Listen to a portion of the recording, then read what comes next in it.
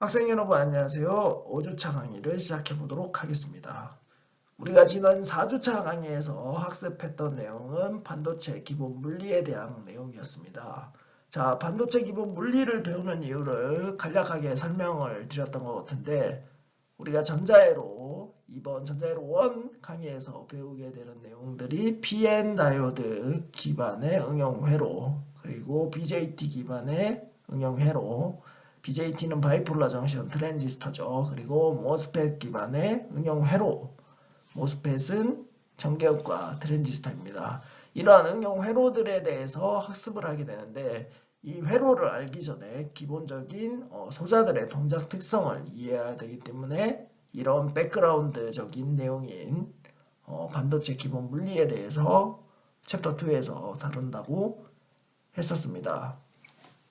그래서 지난 시간에 세미컨덕터 매트리얼에서 차지 캐리어가 뭔지 그리고 도핑을 통해서 어떻게 익스트린직 세미컨덕터를 만들고 이 익스트린직 세미컨덕터에서 각각 자유전자와 자유전공이 어떻게 형성되는지 이야기를 했었습니다. 그리고 나서 이 캐리어들 즉 자유전자와 자유전공이 이동하면서 커런트가 생성되는 메커니즘 두 가지를 이야기를 했었죠. 드리프트와 디퓨전. 여기까지가 지난주에 학습한 내용이 되겠고요. 이번 주에는 앞서 언급한 N타입 또는 B타입의 익스트린직 세미컨덕터가 두 개가 접합했을 때 생기는 기본 소자인 PN 정션 다이오드에 대해서 이야기를 해볼 겁니다. 이 PN 정션 다이오드는 간단하게 투터미널 소자가 되겠고요. 모든 반도체 소자의 기본이 되는 컴포넌트라고 할 수 있을까요? 기본이 되는 소자라고 생각을 할 수 있습니다.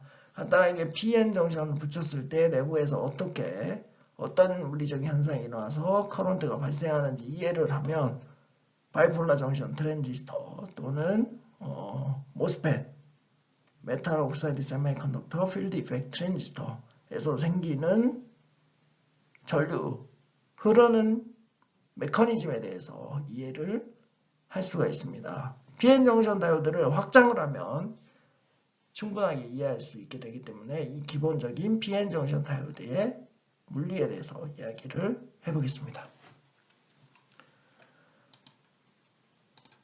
자, 여기 적혀 있죠. Never forget, always keep in mind what we are learning. 그러니까 우리가 이 수업에서 무엇을 배우고 왜 배우는지를 항상 상기하면서 수업을 들으면 좀 더 기억을 하기가 쉬우니까 기억을 해주시기 바랍니다. 자, 첫 번째로 PN 정션 다이오드를 어떻게 학습하게 되는지 이야기를 해보도록 하겠습니다. PN 정션 다이오드는 크게 세 가지의 동작 영역으로 나눌 수가 있습니다. 이퀴리브리엄, 리버스 바이어스, 포워드 바이어스 영역이 되겠는데요. 각각에 대해서 앞으로 얘기를 할 거지만 이퀴리브리엄 컨디션은 바이어스가 없는 상태, 전압을 걸어주지 않는 상태가 되겠고요. 리버스 바이어스는 뒤에 얘기를 하겠지만 N타입 영역이 P타입 영역보다 좀 더 높은 전압을 인가했을 때를 얘기를 합니다. 그리고 포워드 바이어스는 P타입이 N타입보다 높은 전압이 인가됐을 때를 의미를 하고요. 그래서 첫 번째로 이퀴리브리엄 컨디션 상태에서의 PN 정션 다이오드에서는 공핑 영역이 어떻게 생기고 이게 생긴 공핑 영역에 의해서 내부적인 포텐셜이 생기는 현상에 대해서 이야기를 해볼 겁니다. 그리고 나서 리버스 바이어스 영역에서는 정션 캐패시턴스에 대해서 얘기를 할 건데요. 즉 볼테이지 디펜던트 캐패시턴스 특성에 대해서 얘기를 하게 될 겁니다. 그래서 전자회로에서 이런 캐패시터 특성을 이용할 때 PN 정션 다이오드를 리버스 바이어스 걸어주고 활용할 수 있다. 뭐 이런 취지의 내용을 다루게 될 거고요. 마지막으로는 포워드 바이어스에서 PN 정션 다이오드의 전류 전압 특성이 어떻게 되는지 이야기를 하고 학습을 마치도록 하겠습니다. 자, 여기 PN 정션 다이오드의 모습이 나타나 있죠. 왼쪽에 보시면 P타입 세미컨덕터와 N타입 세미컨덕터가 서로 접합해 있는 2 터미널 소자가 되겠습니다. P타입 쪽을 애노드라고 명칭을 부르고요. N타입 쪽을 캐소드라고 부릅니다. 자, B타입 세미컨덕터는 우리가 지난 시간에 학습을 했었죠. 실리콘이 공유결합을 하고 있는 사이에서 3족의 원소들, 즉 억셉터라고 하죠. 억셉터라고 하는 이온들을 주입을 해줘서 공유결합이 하나가 남게 만들어줌으로써 홀, 자유 전공을 형성하는 물질이라고 했었습니다. 그래서 여기에 지금 공유결합이 하나가 비어있는 상태가 되고 이거를 홀로 지금 표현을 해뒀죠. 그리고 N타입 세미컨덕터 같은 경우는 실리콘 공유결합하고 있는데 5족의 원소들을 주입을 해주는 거죠. 기존에 실리콘보다 전자가 하나 더 많은 이온들을 주입을 해줘서 이 이온들에 의해서 자유전자가 이렇게 생기는 물질이 N타입 세미컨덕터라고 했습니다. 그리고 아까 포스포러스는 뭐라고 했죠? 도너라고 했고 보론은 억셉터라고 했었습니다. 자, 오른쪽에 이 기호를 보면 PN정션 다이오드를 나타내는 회로 기호가 되겠는데 애노드에서 캐소드 쪽으로 이렇게 화살표가 있는 것처럼 보이죠. 그 이유는 PN정션 다이오드가 한쪽 방향으로는 전류를 굉장히 잘 흘려주지만 다른 한쪽 방향으로는 전류를 잘 흘려주지 못하는 특성을 가지고 있기 때문에 이렇게 화살표를 표시한 거고요.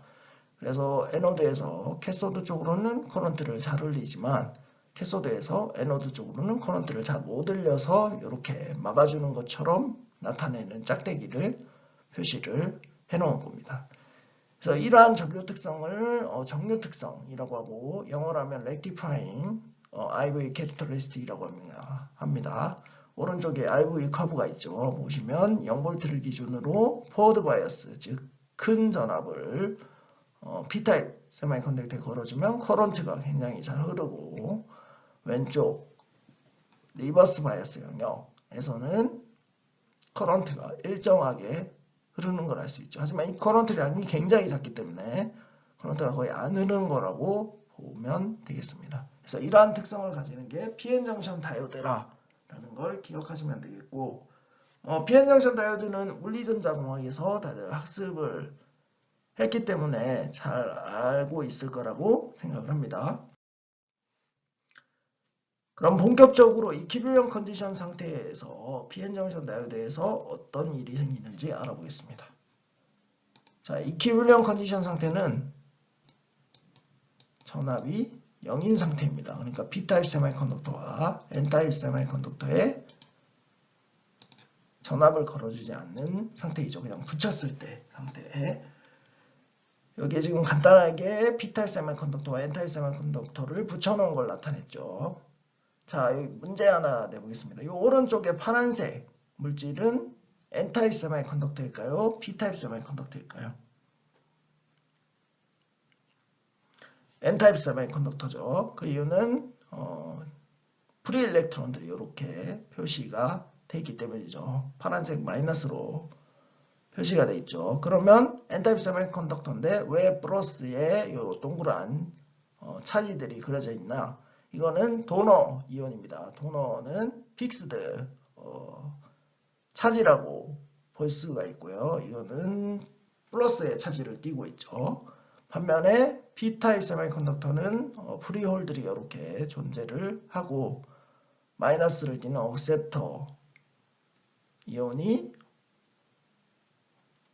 픽스드 차지로 존재를 하게 됩니다. 제가 계속 픽스드 차지라고 하는 이유는 요 이온들은 도너와 억셉터 이온들은 어떠한 일이 있어도 움직이지 않는다는 얘기입니다. 그래서 이거를 꼭 기억을 하시고요. 보통은 이거를 N타입과 P타입 세미컨덕터 나타낼 때 잘 안 그리죠. 그냥 일렉트론만 그리거나 홀만 그리거나 그렇게 하는데 지금 여기 그려놓은 이유는 공필 영역이 생기는 현상에 대해서 설명을 하기 위해서 제가 그려놓은 겁니다. 자, 그러면 P타입 세미컨덕터와 N타입 세미컨덕터를 접합했을 때 어떤 일이 생기냐? 알아보면 여기 지금 x축이 거리라고 보면 되겠고 요 y축이 도펀트의 농도라고 생각하면 되겠습니다. 그래서 P타입 세미컨덕터에서는 억셉터 이온의 농도가 굉장히 높죠. 그리고 나서 억셉터 이온의 농도가 N타입에서는 굉장히 낮은 값을 가지게 될 겁니다. 이 값은 Pn은 ni 제곱이라는 수식을 이용해서 구할 수가 있습니다. 그래서 억셉터 이온 농도 na분의 ni 제곱이 N타입 영역에서의 홀의 농도가 되겠죠. 그러면 농도차가 굉장히 크게 나타나는 것을 알 수가 있고 이쪽 N타입 세미컨덕터도 마찬가지입니다. 도너 이온의 농도가 굉장히 높지만 P타입 쪽으로 하면 엄청 낮아지죠. 그러면 농도 차이에 의해서 생기는 캐리어 트랜스포트 메커니즘이 뭐라고 했었나요? 디퓨전이라고 했었죠.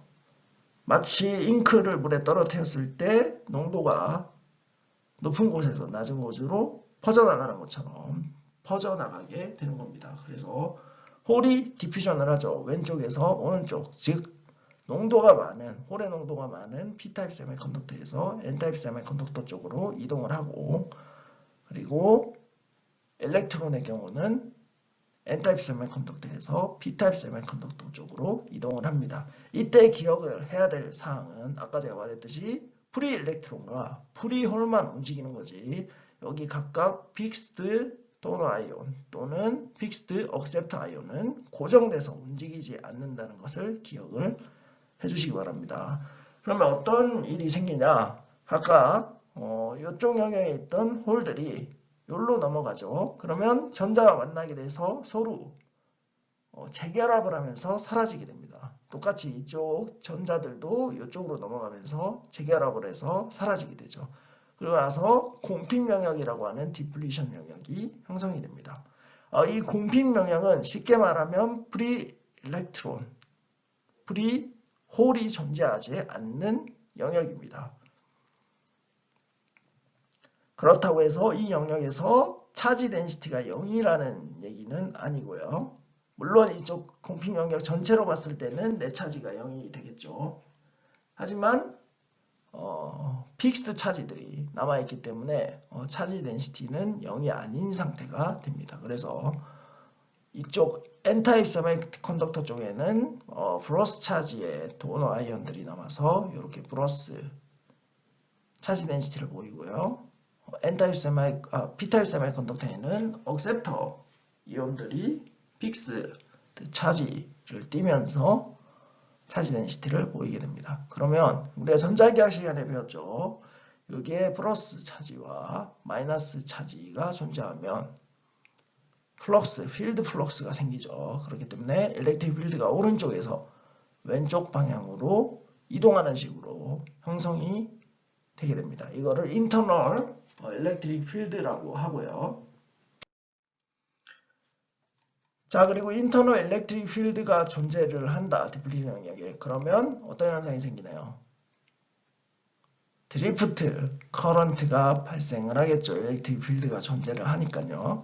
그러면 추가적으로 여기 공핀 영역에 엣지 쪽, 바운더리 쪽에 존재하는 일렉트론들과 홀들이 이 드리프트 커런트를 상쇄시키기 위해서 디퓨전 되는 현상이 또 일어납니다. 그래서 디퓨전 커런트를 형성을 하고 이퀴리bri엄 컨디션 상태, 즉 외부에서 전압이 가해주지 않는 상태에서 이 드리프트 커런트 성분과 디퓨전 커런트 성분은 밸런스를 이뤄서 전체적으로 넷 차지 순전류는 0이 되는 결과를 가져옵니다. 그래서 J 토탈이 0인 것을 알 수가 있고요. 이 말은 홀의 드리프트 커런트와 홀의 디퓨전 커런트가 크기는 같고 방향이 반대가 된다는 의미가 되겠습니다. 그래서 마이너스 부호가 붙은 거고요. 그리고 일렉트론의 경우도 마찬가지가 되는 거죠. 드리프트에 의한 커런트 성분과 디퓨전에 의한 커런트 성분이 크기는 같고 방향만 반대가 되게 되겠습니다.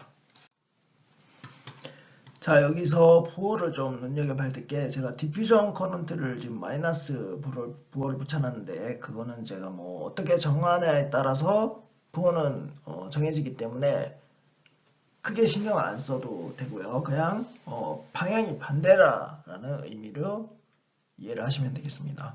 제가 여기서 보면 드리프트에 의한 커런트 성분을 양의 수로 뒀죠. 그러면 드리프트 커런트 홀의 드리프트 커런트 방향은 어떻게 되나요? 일렉트릭 필드 방향과 똑같죠. 그러니까 제가 이거를 플러스로 그냥 둔 겁니다. 이거 뭐 제가 설정하기 나름이니까요. 보통은 왼쪽에서 오른쪽으로 할 때 플러스로 두긴 한데, 여기서 제가 할 때는 그냥 방향저기를 이렇게 한 거라고 생각을 하시면 되고, 그러면 디퓨전 커런트 성분은 어떻게 될까요? 홀의 디퓨전 커런트 성분 반대 방향이죠. 이쪽 방향으로 크기 똑같고 이렇게 형성이 됩니다. 그 이유는 자, 홀이 이쪽에서 이쪽으로 움직이죠. 그러면 홀의 움직임 방향과 커런트 방향이 똑같으니까 커런트 방향이 이렇게 되는 겁니다.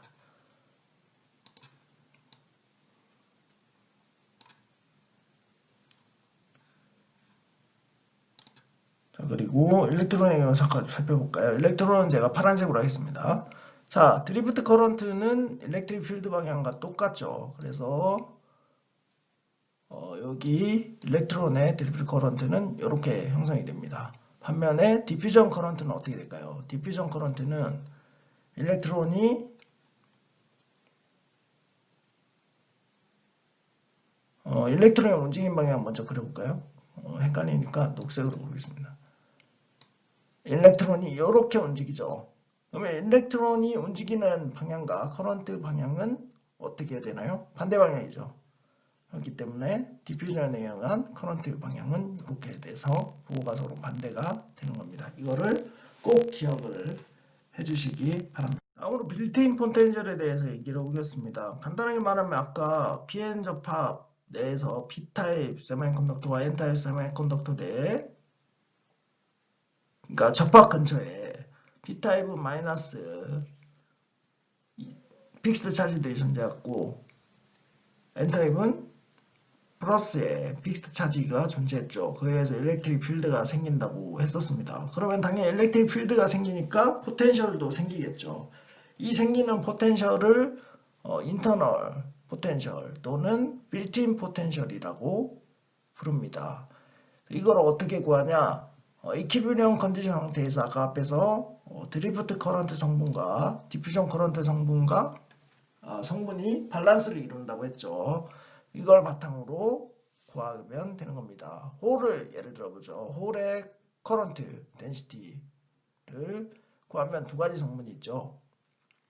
여기 일렉트릭 필드에 의한 드리프트 커런트 성분, 그 다음에 홀의 그 농도 그레디언트에 의한 디퓨전 커런트 성분이 있죠. 그래서 이 수식에서 전류가 0이 돼야 되는 거죠. 그러면 이 0을 바탕으로 해서 우리가 이러한 수식을 가져올 수가 있습니다. 여기서 일렉트릭 필드는 우리가 전자기학 시간이나 다 배웠죠.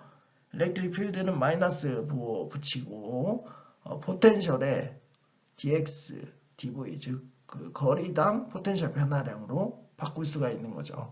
요거를 대입을 해주고요. 그리고 나서 수식을 정리를 합니다. 적분을 하는 거죠. x에 대해서. x에 대해서 적분을 하면 어떻게 되나요? 적분을 하는 게 아니죠. dx 텀이 날아가는 거죠. dx 텀이 날아가고 여기 p를 이쪽으로 넘겨주는 겁니다. 그러고 나서 각각 dv와 dp에 대해서 적분을 하는 거죠. 그러면 마이너스 뮤p 이거는 상수니까 여기 앞으로 튀어나오고 dv를 x1에서 x2 영역에 적분을 한다고 보고 dp도 이거 상수죠. 디퓨전 콘스탄트 이건 상수니까 p분의 1 이거를 적분을 해주는 거죠. 그래서 pn, pp가 되는 겁니다. 이 영역에서 비타 영역에서는 pp고 엔타 영역에서는 pn이 되는 거죠. 이 수식들을 쭉 정리를 하면 아래와 같이 Vx2 마이너스 Vx1은 mu P분의 dP ln PN분의 PP가 되는 겁니다. 그래서 PN, PP는 NI 제곱분의 NAND로 표기할 수 있게 되는 거고요. 바꿔서. 그리고 mu P분의 dP는 아인슈타인 릴레이션십 우리가 배웠었죠. 그래서 Q분의 KT 절대온도 300K일 때 0.0259 볼트죠. 그래서 수식이 간단하게 이렇게 정리가 됩니다. 빌트인 포텐셜은 Q분의 KT, ln NI 제곱분의 NAND라고 생각을 하면 되겠습니다. 그래서 이 유도 과정은 직접 한번 해보시기 바라고요, 다들. 자, 그리고 또 하나 얘기할 거는 에너지 밴드에 대해서 얘기를 해보겠습니다. 우리가 반도체 물리 분석을 하면서 에너지 밴드는 필수적인 요소이기 때문에 이거에 대해서 그리는 거를 간단하게 얘기를 하겠습니다. 자, 다들 배우셨을 텐데 P타입 세미컨덕터와 N타입 세미컨덕터가 있을 때 에너지 밴드를 그리면 이 페르미 레벨이 P타입 세미컨덕터는 밸런스 밴드 쪽으로 가까이 붙죠. 그리고 N타입 세미컨덕터는 컨덕션 밴드 쪽으로 가까이 붙습니다. 이 페르미 레벨 EF의 의미는 전자가 채워질 확률이 2분의 1인 에너지 레벨을 의미하는 거고, 이게 컨덕션 밴드와 가깝다는 거는 일렉트론의 농도가 훨씬 많다는 거고, 밸런스 밴드와 가깝다는 거는 홀의 농도가 훨씬 많다는 얘기가 되죠. 그리고 이퀴빌리엄 컨디션 상태에서, 즉 외부에서 바이어스가 가해지지 않으면 이 페르미 레벨은 컨스탄트 해야 됩니다. 일정해야 되는 거죠. 그래서 이 페르미 레벨을 맞춰주기 위해서 이쪽 왼쪽을 고정을 시켜두고요. 오른쪽만 어떻게 해야 되나요? 아래쪽으로 내려주면 되겠죠. 그러면 페르미 레벨이 맞춰지겠죠. 그러면 컨덕션 밴드와 밸런스 밴드는 밴딩이 일어나게 됩니다. 이와 같이 밴딩이 일어나게 되는 거고, 이 차이가 빌트인, 그림이 잘 안 그려지네요. 이 차이가 빌트인 포텐셜이 된다고 생각을 하시면 되겠습니다. 자, 이해하셨나요? 그러니까 컨덕션 밴드와 밸런스 밴드는 밴딩이 일어나게 되는 거고, 페르미 레벨은 이퀴빌리엄 컨디션 상태에서 항상 위치의 재료 상관없이 일정해야 된다는 걸 기억하시면 되겠습니다. 자, 다음으로 얘기할 거는 이제 리버스 바이어스가 걸린 PN 다이오드입니다. 자, 이퀴빌리엄 바이어스가 가해지지 않은 거라고 했고, 리버스 바이어스는 P타입 세미컨덕터 쪽에 상대적으로 낮은 전압을 걸어주고 N타입 세미컨덕터 쪽에 높은 전압을 걸어주는 경우를 얘기를 하는 겁니다. 그럼 아까 우리가 공필 영역이 생겼다고 했었죠. 이 공필 영역이 생긴 상태에서 리버스 바이어스를 걸어주면 이 공필 영역의 변화가 어떻게 될까요? 여기에 그 마이너스와 플러스가 붙어 있죠. 그러면 여기 마이너스면 여기에 있는 자유 전공들을 이쪽으로 당기겠죠. 전극적으로 당겨가겠죠. 이쪽 마이너스니까요. 마이너스와 플러스는 청력이 작용을 하죠. 그래서 이쪽에 존재하는 엣지가 이쪽으로 밀려서 이동을 하게 됩니다. 반대로 N타입 세미컨덕터도 똑같죠. 여기에 플러스가 있고, 그러니까 이쪽에서 플러스를 가해주고 있고, 그 상대적으로 전하가 마이너스인 자유전자들이 존재를 하니까 청력에 의해서 이쪽 방향으로 끌려가게 되죠.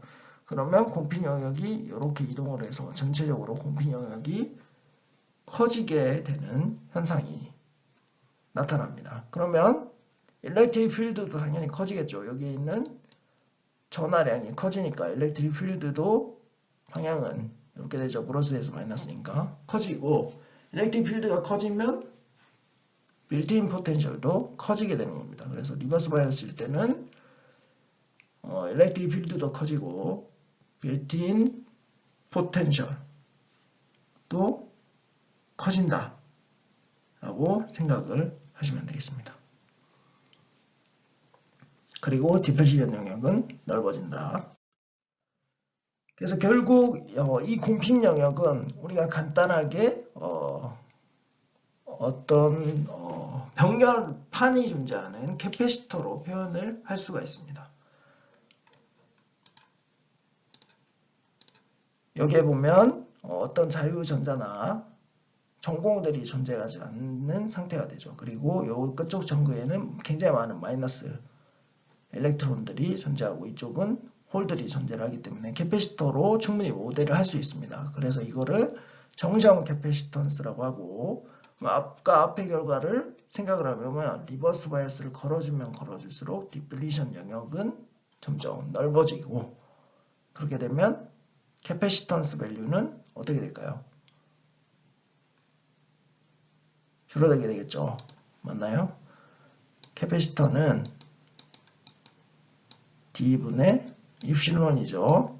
이 D는 이 플레이트 사이의 거리를 의미하는 겁니다. 이 D 값이 커지기 때문에 바이어스가 커지면 캐패시턴스 값은 줄어들게 되는 거죠. 뒤에서 좀 더 자세히 알아보도록 하겠습니다.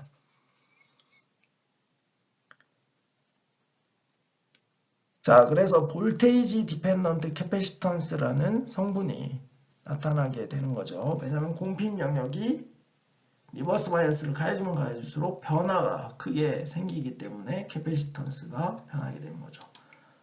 아까 앞에서 간략하게 얘기를 했지만 캐패시턴스는 D분의 입실론입니다. 입실론은 유전율이고요. D는 어떤 플레이트 사이의 거리가 되겠죠. 그러면 정시형 캐패시턴스는 디플리션 영역 위스 분의 입실론은 입실론 제로 진공 상태에서의 유전율과 세미컨덕터의 상대적인 유전율 곱으로 표현이 되죠. 이때 디플리션은 우리가 물리전자에서 배웠듯이 이러한 수식으로 표현을 할 수 있게 됩니다. 그래서 요거를 여기다 대입해주면 결국 정시형 캐패시턴스는 이와 같이 표현이 될 수가 있죠. 그래서 정시형 캐패시턴스는 이 바이어스, 리버스 바이어스의 영향을 받는 것을 알 수가 있습니다. 나머지는 다 고정되는 상수고 이것만 변할 수 있죠. 리버스 바이어스가 마이너스 쪽으로 점점 커진다. 그러면 이게 마이너스 3V 이렇게 들어가고 마이너스 5V 들어가니까 상대적으로 요 분모축이 어떻게 되나요? 증가를 하죠. 증가를 하면 캐패시터 값은 감소를 합니다. 그래서 감소하는 경향을 보이는데 루트가 씌워져 있기 때문에 이런 그래프를 보이는 거고요. 이거를 조금 간략하게 표현하기 위해서 CJ0라고 해서 이퀴빌리엄 컨디션 상태의 캐패시턴스 값을 기준으로 수식을 바꿔보면 간단하게 CJ0가 분자해 가고 루트 1 마이너스 V0분의 VR이 분모로 들어가게 되는 걸 알 수 있습니다. 그래서 이러한 그래프가 나오는 것을 기억을 하시면 되겠고, 그래서 볼테이지를 바꿨을 때 캐패시턴스가 바뀌기 때문에 응용하는 분야가 굉장히 다양할 수가 있습니다. 그 예로 지금 나타난 게 오실레이터를 나타냈죠. 일반적으로 오실레이터는 캐패시터와 인덕터의 병렬 연결로 구성이 이루어집니다. 그래서 이 오실레이터의 역할은 오실레이터가 공진이죠. 그냥 쉽게 말하면 사인파라고 해야 되나요? 사인파. 사인파의 원래 이제 발산하는 신호라고도 하는데 이런 반복적으로 주기적으로 나오는 이런 시그널들이 형성되는 게 오실레이터가 되겠죠. 이거를 디지털 회로 같은데 굉장히 많이 사용을 하는데 이때 주파수, 그러니까 이 공진하는 주파수, 즉 이 주기라고 해도 되겠죠. 주파수나 주기랑 비슷한 개념이니까요. 결국 그 주파수가 2파이분의 1 루트 LC분의 1로 표현이 되죠. 그러면 이 캐패시턴스 부분을 다이오드로 만들어서 요거를 가변적으로, 그러니까 바이어스를 가해주는 것도 아니라 가변적으로 만들어주면 우리가 쉽게 이 오실레이터의 공진 주파수를 변형시킬 수 있게 되는 거죠. 그러면 쓰임새가 굉장히 많아지겠죠. 그래서 PN 다이오드의 리버스 바이어스 특성은 이렇게 오실레이터를 구현을 할 때 많이 활용이 되고 있습니다.